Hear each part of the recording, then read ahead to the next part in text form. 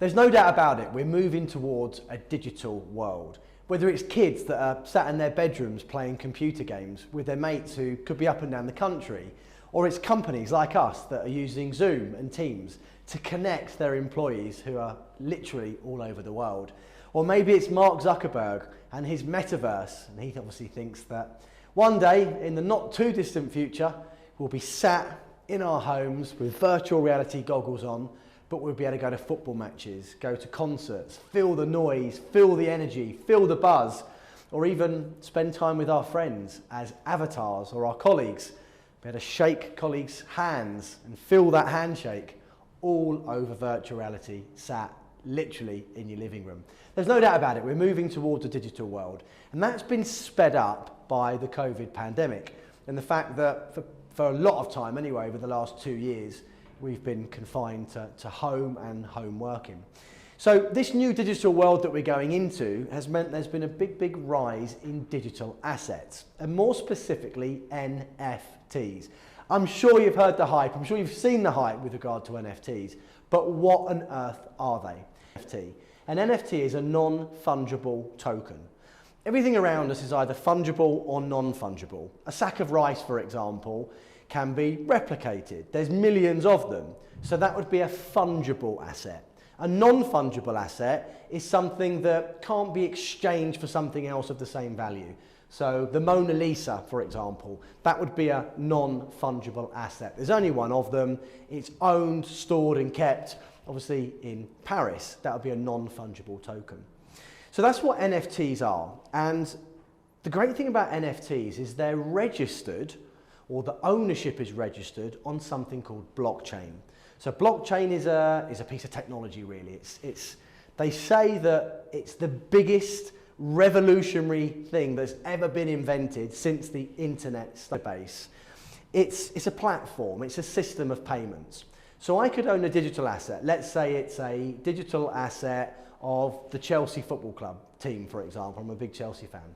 So I could own a picture, I could mine it, that's what they call it, and that would be registered on the blockchain. So I'd get an identification number, and it's like a digital stamp or a stamp of authenticity, digitally, that shows that I own it.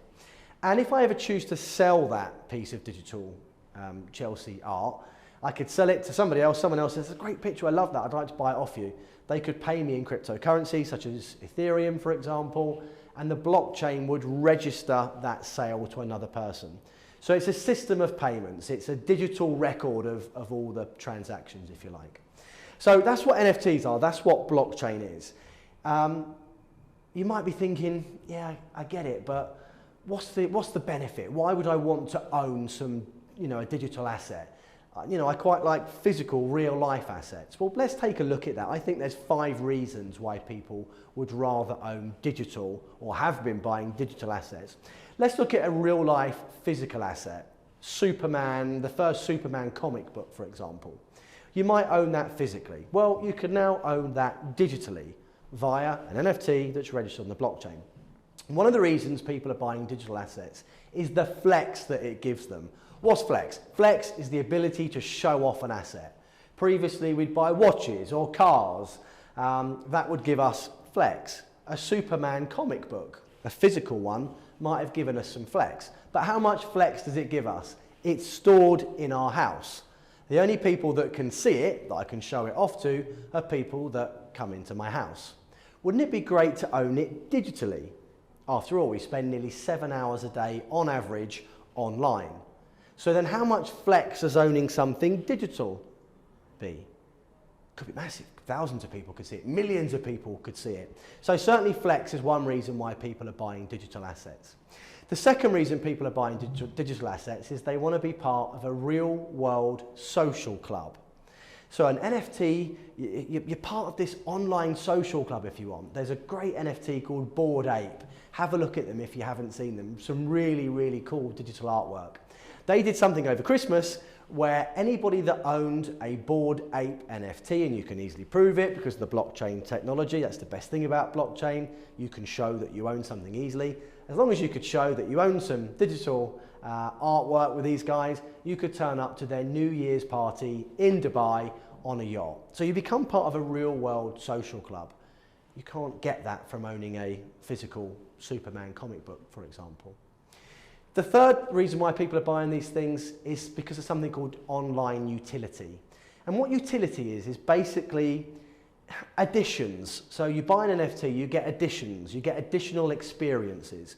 So I could buy a Chelsea NFT, let's go back to the Chelsea example again, and they might say, as a holder of one of our NFTs, you can do a Zoom with the players once a year, or you get discounts off the Chelsea Megastore, or you can get discounted tickets, for example. That's what utilities are. So NFTs often come with additional experiences. That makes them obviously more valuable, more likely to go up in value. The fourth reason why people are buying these NFTs is something called future airdrops. And all that really means is that as an NFT owner, you're part of an exclusive club, if you like, and they are likely to release future NFTs to you, give you them sometimes at a discounted rate. You get discounts off in the future. That's really what a future airdrop is. And the fifth reason is community. By buying an NFT, you are part of an online community that really binds people together. You can't get that by owning a physical asset. I think NFTs are going to go absolutely bananas. I really, really do. If you think about the people buying them, who are they? Three groups of people. One, rich crypto people. Do not underestimate how much money has been made from cryptocurrency. If crypto gets to, if the price of Bitcoin gets to 200,000, half of the world's billionaires will be from cryptocurrency. Let that sink in. If Bitcoin gets to 200,000, half the world's billionaires will be from cryptocurrency. It's insane. They already think that Bitcoin has created 100,000 millionaires around the world. What are these people going to do with those profits they've made? They're going to reinvest them. But they've bought digital currency. So where are they going to reinvest? Clearly digital assets. So that's the first group of people that are pouring money into NFTs. The second is millennials and Gen Z, as they're called. This is a group of people that have grown up using the internet. They've grown up in this digital world. Even my 4-year-old, if I said to him, what do you want to do? What do you really want to do today? He'd probably say, can I sit on YouTube for a bit? He likes watching other people play games on YouTube. He's already engrossed to a certain extent in a digital world. If anyone's into gaming, that's a digital world. People that play Fortnite, that's a digital world. Fortnite, interestingly, if you're a Fortnite fan, the skins that you buy, that's an NFT. So this group of people are in a digital world, and there's about to be a huge, huge transfer of wealth from the baby boomers to this group of people, millennials. And we know that millennials will invest digitally because that's what they're used to. And then the third group of people that are investing in this is just wealthy people really that like collectibles. It might be memorabilia, it might be gaming, might be digital artwork. It's people that are investing money. They perhaps previously would have invested in fine wine or art. They're now channeling money into digital assets too. So those are the main three groups of people. I think things are going to go absolutely crazy. I think the opportunity is huge. We're right at the start of this. But as you guys know, these things gather pace and gather momentum very, very quickly. At the moment, there's 3 billion per month being invested into NFTs. To give you an example of, let's use a cryptocurrency, Dogecoin for example, people are investing 3 billion a day into that particular crypto. There's going to be a transition, I think. So the people that are making money from crypto, investing in crypto, will soon start investing in digital assets.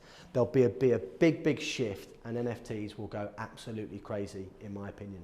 If you want more information, on how you can buy NFTs, if you want more information on how you can design or even sell NFTs, then do reach out. Hit the link below. We've got a fantastic platform I'd love to give you more information about. Thank you.